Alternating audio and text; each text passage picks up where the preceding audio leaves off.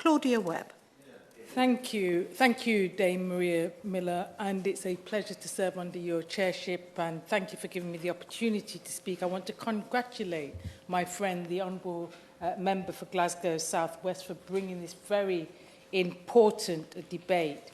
The UK is a country shamed by the poverty of millions of its people, yet this government, sadly, seems endlessly able to find ways to penalise and humiliate people for being poor.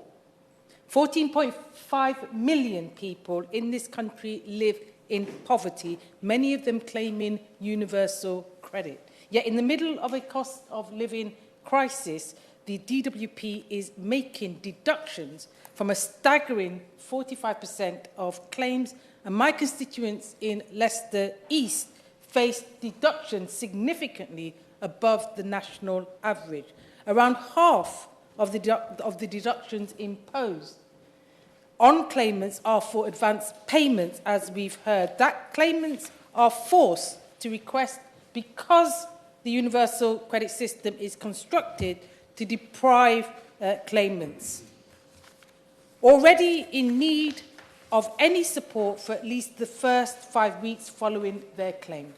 A survey by the TUC found that 86% of universal credit claimants had been put into financial difficulty because of this mandatory waiting period. Figures from 2020, before the current cost of living crisis.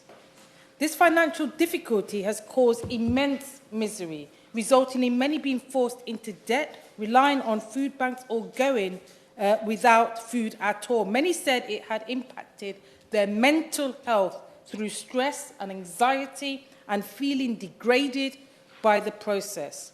Claimants in need are then forced to pay back these advance payments at a rate of up to a quarter of the already meagre support they receive through universal credit, prolonging and intensifying their hardship. Yet the Minister has claimed in his answer, and I want to thank the Honourable Member for Glasgow South West, the Minister claimed in his answer to your really important question that these payments are not a debt. For something that is not a debt, the deduction at source from a paltry benefits, just $747 a month on average based on the figures provided by the Minister, certainly makes it look like a debt, handled in just the same way as debts to other bodies. The government appears to have decided to structure the benefit in this way with the help and for the convenience of the DWP simply because it can, putting people into a situation of hardship. This is an act of class warfare and a clear abuse of power, in my view.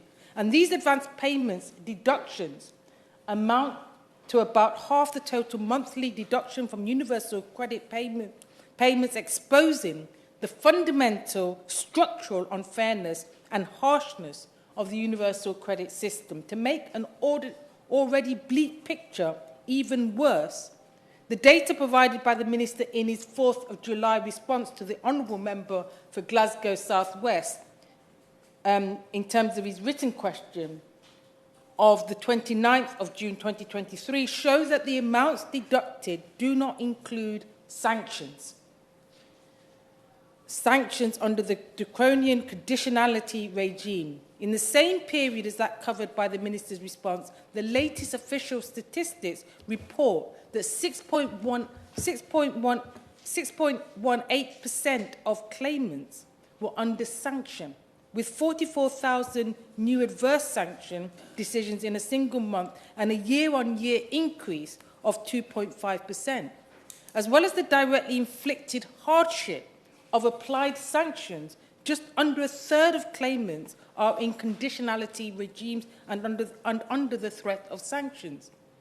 This regime means that tens of thousands of people already struggling are facing unbearable hardship and the abject terror that they could suddenly become penniless. Yet last year, the government blocked the release of data for an academic study to find out whether such deductions were linked to ill health poor mental health, or suicide or attempted suicide, despite having previously promised to provide it.